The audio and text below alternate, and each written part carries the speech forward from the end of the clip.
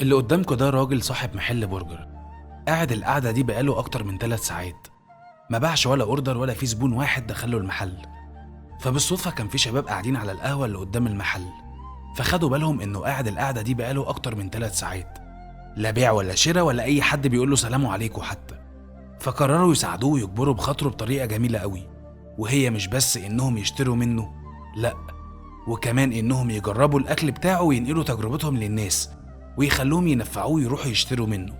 بصوا يا جدعان، الراجل المهموم اللي قاعد ورايا دوت قصاد المحل بتاعه بقاله 3 ساعات تقريبا احنا قاعدين قصاده على القهوه ما طلعش اوردر واحد. فتعالوا نخش ندعمه لوجه الله، وخليكم فاكرين ان كان الله في عون العبد ما دام العبد في عون اخيه. بصوا يا جدعان، الراجل فرح قوي لما دخلنا طلبنا من عنده، وعايز اقول لكم ان انا اكتشفت ان هو عمل عرض اي سندوتشين هتاخدهم هتاخد التالت هديه. ماشي يا معلم، تسلم ايدك. تعالى بص كده، ده حجم السندوتش اللي بينزل ما شاء الله. هو طلبت 2 تشيكن وواحد منهم سبايسي وواحد مش سبايسي. ماشي،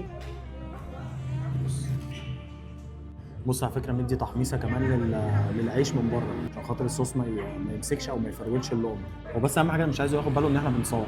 بص حجم البرجر عامل ازاي. خلينا ندوق ونسمي بسم الله.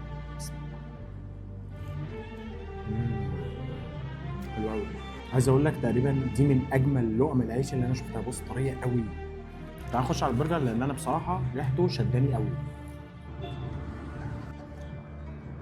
بصوا يا جدعان، طعم اللحمه هنا عنده بجد اقسم بالله جباره. بص تعال ناكل وفي الاخر خالص بقى نبقى نفاجئه ان احنا اصلا صورنا له وهننزله ان شاء الله. هيبقى رده فعله حلو، والفيديو ده هيبقى سبب في رزقه بعد ربنا وبسببكم. صوروا الأكل وكتبوا عنه كلام من القلب، طعمه حكاية وأسعاره في متناول الجميع. شاركوا التجربة على السوشيال ميديا وقالوا لكل الناس تعالوا اجبروا بخاطره ونفعوه، لأن أكله جميل ويستاهل إننا ندعمه. اللي محدش يعرفه إن الراجل ده مش مجرد صاحب محل، لأ، ده شاب عنده حلم واشتغل في أكبر براندات البرجر واتعلم منهم أحسن الوصفات، ولما قرر يفتح مشروعه الخاص حط فيه كل اللي يملكه، فلوسه وتعبه، وحتى الديكور بتاع المحل هو اللي عمله بنفسه.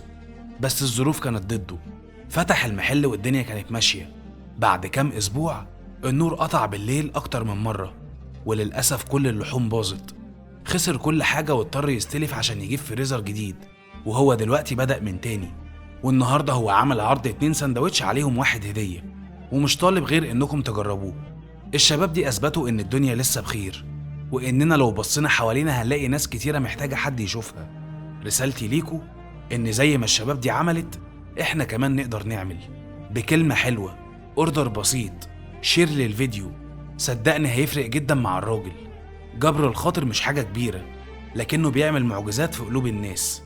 وخليكوا فاكرين إن اللي بيعمل خير بيتردله ولو بعد حين. بص انا عايز اقول لكم ان احنا خلصنا، وده الحساب بتاع الاكل اللي احنا طلبناه. يعني كل الاكل اللي احنا كلناه ده بالسعر اللي انتوا شايفينه ده. الناس اللي عايزه تعمل وجبات، الناس ديت اولى ان انتوا تشتروا منهم وتطلعوا لوجه الله.